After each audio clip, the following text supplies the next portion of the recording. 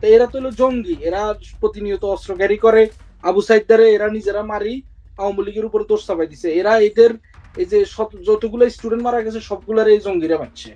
বাংলাদেশ আওয়ামী লীগ এটা ফিরবো, বাংলাদেশ আওয়ামী লীগ এদের বিচার করবে। এরা এই যে যারা যারা ভিডিও করে উল্লাস করে গেছে এদেরকে একটা একটা ধরে ধরি, এদেরকে যে ইট একটা একটা ভাঙছে এটার জবাব ইটের বদলা এদেরকে পাটকেলে এরা দিতে হইব।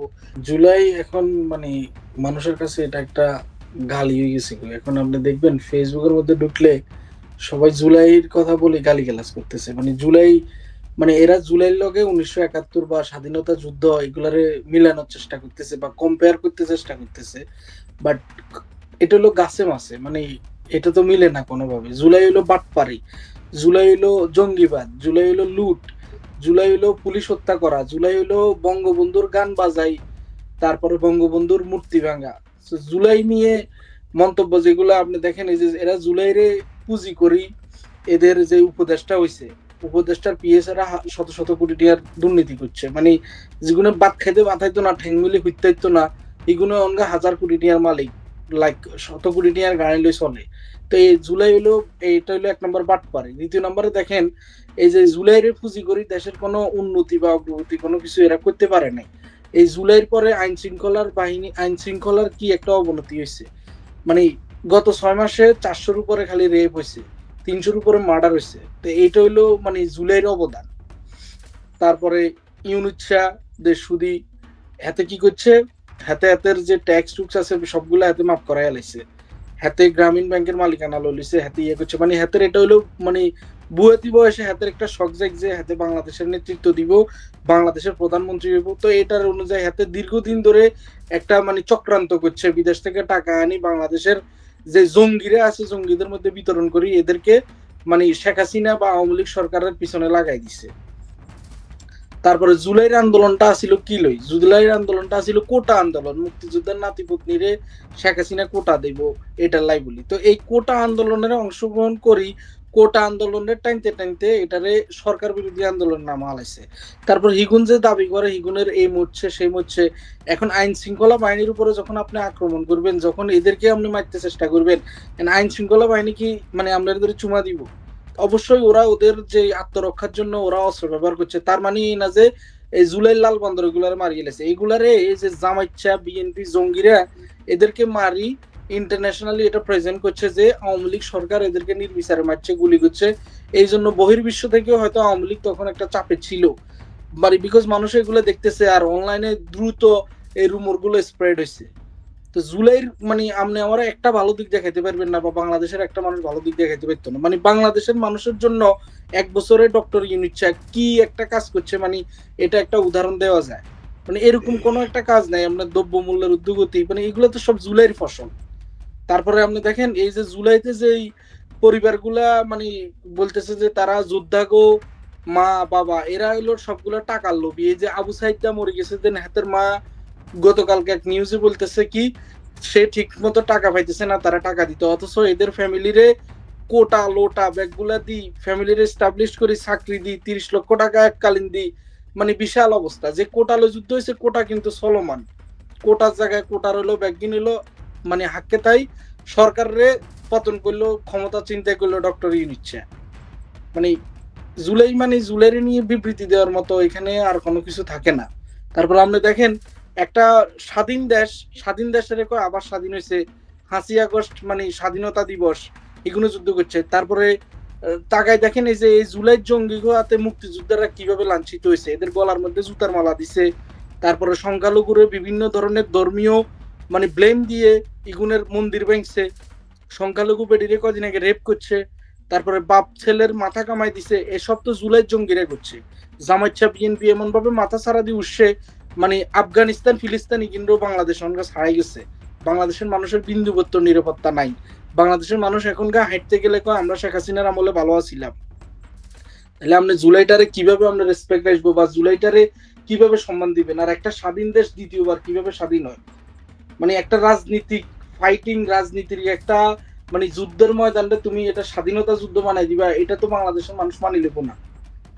তো জুলাই থেকে মানুষ কি পাইছে? মানে জুলাই লই টকি টকি আবার এই যে এনসিপি দল গঠন করছে জুলাইরে মানে ইয়া করি সামনে রাখি, তারা বাংলাদেশে এমপি মন্ত্রী হইব, প্রধানমন্ত্রী হইতো চায়।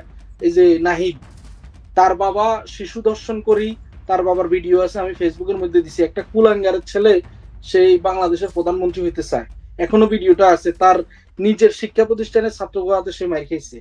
তার বাবা খিলক্ষেত বসে বসে এখনকার দুর্নীতি করে ওইখানে সে বাংলাদেশের প্রধানমন্ত্রী হইব। আমি চ্যালেঞ্জ করি বলতে পারবো, ওয়ার্ড পর্যায়ে যাইও এরা একটা ভোট পাইতো না, মানে ওয়ার্ডে যে ইলেকশন হয়, মেম্বার ইলেকশন, সেটাও হইতো না। জুলাই নিয়ে এক্সপ্লেন করতে গেলে আর সারা রাত চলে যাবে ভাই। এই হলো জুলাই। এই যে আরেক উপদেষ্টা এয়ারপোর্টে অস্ত্র নিয়ে ধরা পড়লো, এতে অস্ত্র ঢুকিয়েছে। বাংলাদেশের আইন অনুযায়ী অস্ত্র একটা নির্দিষ্ট বয়স আছে, যেটাও হাতের নাই। তারপরে 3 লক্ষ টাকা না কত টাকা কর পরিশোধ করতে হয়, সেটাও হাতে করে না। হাতে বেতন হয় কত, ইয়া করতে করো, এগুলো কোনো যায় না। হাতে AK-47 এর মতো ভয়ঙ্কর অস্ত্রের ম্যাগজিন লই হাতে এয়ারপোর্ট হারিয়ে যায়। হাতে তো বাংলাদেশ দেখি হাতে বাঁচি গেছে। হাতে এটা লো যদি তার কৃষ্ণে কোথায় যেতে লাগছে, হিয়ানে গেলে মানে বাংলাদেশের সম্মানটা কই যেত। হাতে যেহেতু রাষ্ট্রের একটা ইয়ের মধ্যে পড়েছে, বা হাতের অবস্থানটাও কই যেত। তো এরা তো হলো জঙ্গি, এরা প্রতিনিয়ত অস্ত্র ক্যারি করে। আবু সাইদদারে এরা নিজেরা মারি আওয়ামী লীগের উপরে দোষ চাপাই দিছে। এরা এদের এই যে যতগুলো স্টুডেন্ট মারা গেছে সবগুলার এই জঙ্গিরা মারছে। নোয়াখালীর একজন কৃতি সন্তান আছেন উপদেষ্টা মাস্টার মাইন্ড, তারে বহুদিন ধরে আন্ডারগ্রাউন্ডে কোথাও পাওয়া যাচ্ছে না। উনি কোথায় আছেন জানেন স্বপ্নের? নোয়াখালীর উপদেষ্টা কে? Mahfuz mastermind. ও ঠান্ডা মাহফুজ। হাতে আসলে সাবে টাবে পড়ে হাতে ইয়ে গেছে কদিন আগে। হাতের বাপের বলে এলাকার মধ্যে দিছে ফিডব্যাক ঘুরে, বিএনপির নেতারা বলে হাতের বাপের দিছে ফিডব্যাক। আর হাতে উল্টা পাল্টা কথা কয়। অনগা ওই যে পদত্যাগ হয়ে যাবো করি বয়, অনগা গর্তের মধ্যে ঢুকি রয়েছে। বাট হিগা আরেক জঙ্গি। হিগা যে বাংলা উচ্চারণ গুলা করে এগুলো বোঝা যায় না। এতদিন আগে নোয়াখালীর এটাই একটা কলঙ্ক। এতরে মানে কেউ চিনেও না জানেও না, হঠাৎ করে হাতে উপদেষ্টা হয়ে গেছে। হাতের অবস্থা গুলা দেখিয়েন, হাতের আগের ছবিগুলো দেখিয়েন। হাতে মানে দিন আনি দিন খাই না হলা। এখন চেহারার কি পরিবর্তন, মানে কি বলবো আর। তো হাতে ওই যে বিতর্কিত হওয়ার ভয়ে হাতে চুপ হয়ে গেছে। আর ওই যে তাদের মধ্যে সবচেয়ে অ্যাক্টিভ হচ্ছেন আমাদের হাসনাত আব্দুল্লাহ। সে যা কয় তাই হয় বাংলাদেশ। হাসনাত আব্দুল্লাহ তো জঙ্গি গো, এত প্রধান, এত জঙ্গি গো হেড। হাতের বাবা, আমি কুমিল্লা দেবিদ্বারে খবর নিছি, হাতেও একটা দিন মজুরের ছেলে, হাতেও বাড়িতে একটা ঘর নাই। বাট হাতেরও অবস্থার পরিবর্তন হয়ে গেছে। ইশারায় এখন 1000 কোটি টাকা চলিয়ে গিয়ে। তারপরে হাতে যা ও যা করবো তা তো হওয়ারই কথা। পুরো প্রশাসন ওদেরকে সমর্থন দেয়। আমার মনে আছে গাজীপুরের যে মন্ত্রী না এমপির একজনের ঘর বাড়ি লুট করতে গেছিল, তখন Hasnat Abdullah direct publicly declare করছে মারি ফেলে না কেন, নেক্সট টাইম পেলে ছাত্রলীগ বা আওয়ামী লীগ বা গাজীপুরের মানুষের মারি ফেলতে। তো এই জঙ্গিবাদের উস্কানিদাতা, জঙ্গিবাদের গডফাদার হলো ডক্টর ইউনিচ্ছা। তো ডক্টর ইউনিচ্ছা যখন মানে একটা দেশের সরকার প্রধান বর্তমানে, মানি আর না মানি, হাতে তো জোর করি হলেও বসছে। হাতে যখন হাসনাতের মতো জঙ্গিরে শেল্টার দেয়, তখন হাসনাতের পক্ষে যে কোনো কিছু করা এটা অবাস্তব কিছু না।